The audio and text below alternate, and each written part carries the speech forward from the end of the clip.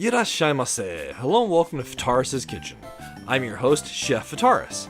It's time once again for Shoot 'em Up Saturday, and on the menu this week we have Batsugun Saturn Tribute Boosted.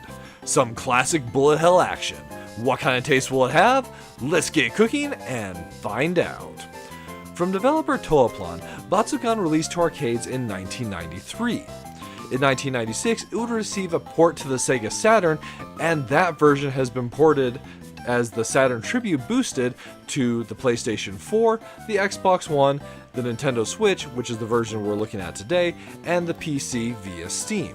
At the time of this recording, it's only available in Japan on the consoles and worldwide on PC. So if you're looking to play this title, you can pick it up on PC worldwide, and I'm assuming that a console launch worldwide will be just around the corner.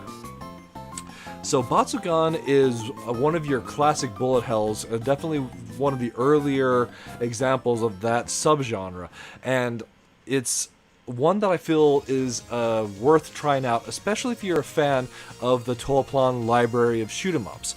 This was their last shoot 'em up before the company went bankrupt, and well, you have all the great pedigree that came after that, but this one is definitely worth trying.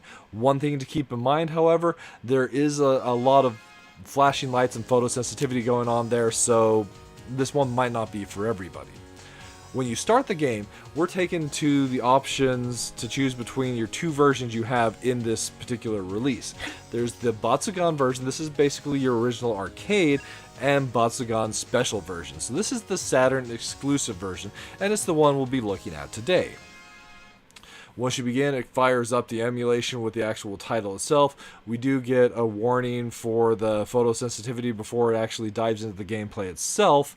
And one thing I have to go and note is the emulation this time around is spot on. I feel like they've definitely worked out all the kinks in the Zebra engine, and we have a wonderful presentation here.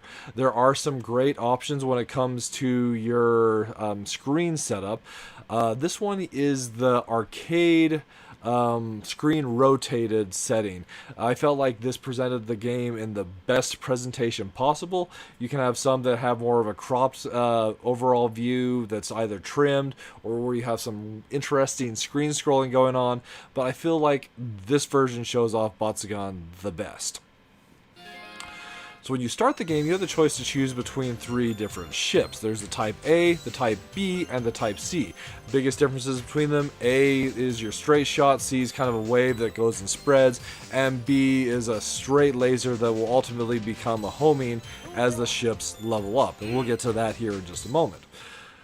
The game itself has a relatively straightforward vertical scrolling setup, and with a great launch sequence, I have to admit.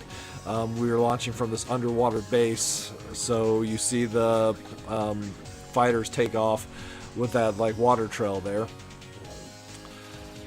So the overall controls of Batsugun are very simple. We have two buttons that you use. You've got your shot button and you've got your bomb button. On the emulation, by default, the right trigger is bound to rapid fire.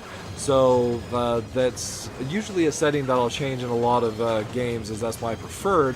It's nice that they actually have that by default in this particular release.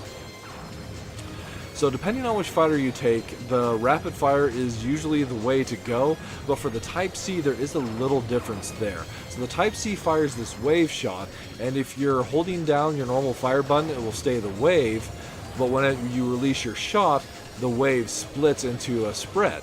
So if you're using the rapid fire, it will just be a spread shot, which, depending on your situation, the kind of enemies you're fighting, that might be your preferred. So there are bombs available, like you start off with a stock of 3, and in the original version of the game, you would have a weaker bomb. Then if you're playing 2-player and both players launched bombs at the same time, then you would get a double bomb. However, in the special version, your double bomb is the version that you have at all times. Going and you spamming the bombs, you can make short works of boss 1, And you might have noticed there was a plus 100 that came up at the end of that. So now's time to talk about one of the things that really does make this title unique. So as we've been defeating enemies, if you've been paying attention, you'll see that there's usually like a +1, depending on which character, or rather which player defeats the enemies, it'll be in the color of your playership. And that's experience that we're gaining for defeating the enemies. As we gain experience, it's easy to go and see on the left there in the information screen there, but it's also on the bottom of the screen. As you defeat enemies and gain levels, we're powering up our ship, and ultimately when we level up, we'll gain additional more powerful shots, and the planes themselves will actually even have a different appearance to them. They transform, which is something that's really awesome.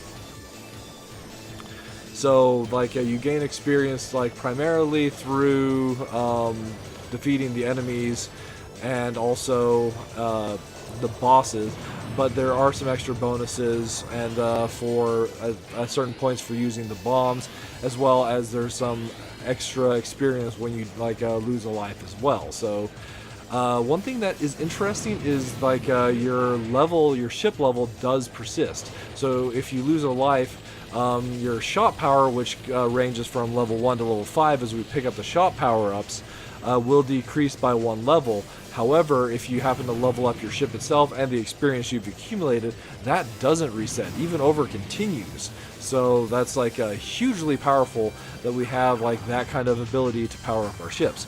So player 2 with type A is also powered up, so that we continue to move on.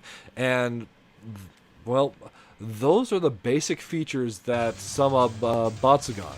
The game itself is relatively short. There's only 5 stages, and then after that the game sets into loops. One thing that's different about the special version versus the original version, there was only 1 loop in the original version, the arcade version of the game itself, whereas the special version adds 3 additional loops, so you loop through the game ultimately 4 times after you defeat the first 5 stages.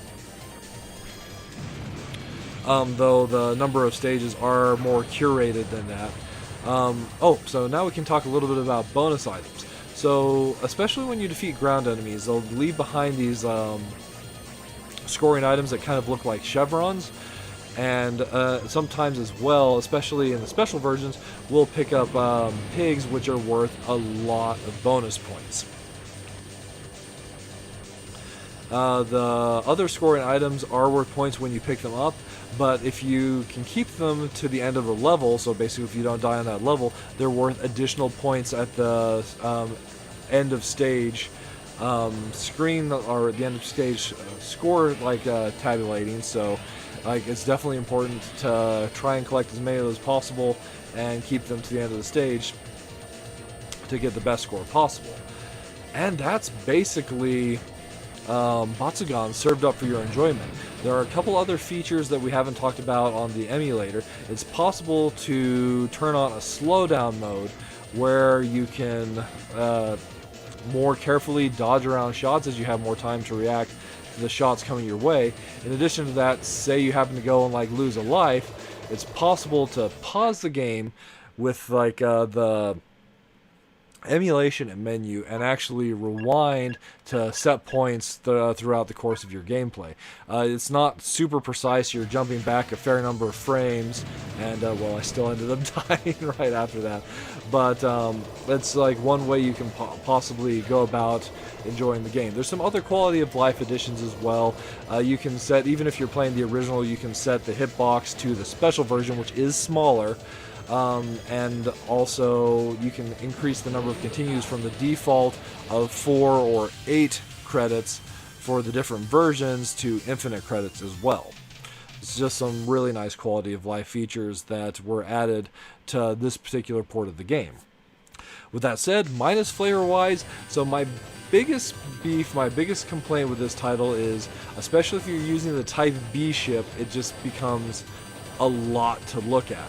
There's a lot going on screen, and especially with some of the light combinations that are going on there, it's something that can potentially give you a headache if you're prone to that sort of thing. So that can definitely hamper your enjoyment of a shoot 'em up. But as far as the plus sides of the plus flavors, we definitely have an extremely solid port of an excellent port as well presented here, and it's great to have a title like Batsugun available to another like audience years later, like at a more reasonable price point than it would cost you to pick up like the Saturn version.